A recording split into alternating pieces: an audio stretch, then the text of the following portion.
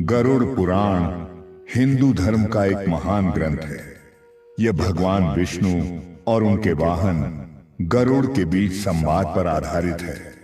इसका आचार कांड जीवन, मृत्यु, कर्म और मोक्ष के गूढ़ रहस्यों को उजागर करता है। इस खंड में भगवान विष्णु की महिमा का विशेष वर्णन किया गया है। कहा गया है कि भगवान विष्णु ही संपूर्ण जगत के पालन करता है। वही सृष्टि की रक्षा करते हैं और जीवों का भरण पोषण करते हैं। वे ही सभी के रक्षक, पालक और उद्धार करता है। विष्णु का स्वरूप, हे सर्वव्यापक नारायण, आपको बारंबार प्रणाम है। आप अनंत रूपों वाले हैं। आप ही संपूर्ण विश्व है। आप गोविंद हैं। आप ही सबके पालन करता है।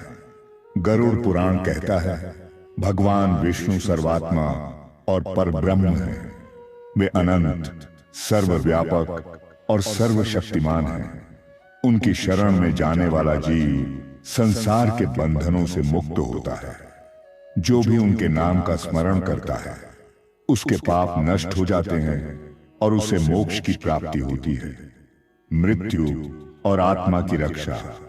जो मनुष्य मृत्यु के समय भगवान विष्णु का स्मरण करता है, वह इस शरीर को त्याग कर परम सिद्धि अर्थात मोक्ष को प्राप्त करता है।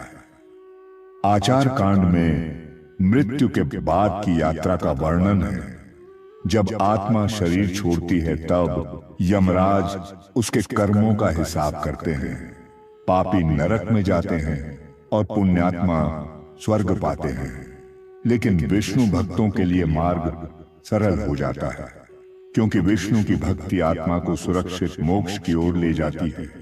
कर्म, धर्म और भक्ति, सत्य बोलना, दया करना, तप करना, शुद्ध रहना, दान देना, यज्ञ करना, क्षमा करना और धैर्य रखना, ये सब विष्णु भक्त के लक्षण हैं।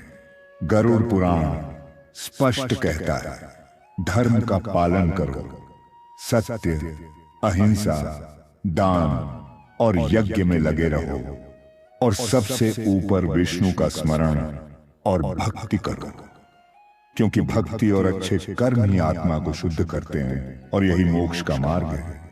उपसंहार, नारायण ही परम ब्रह्म है।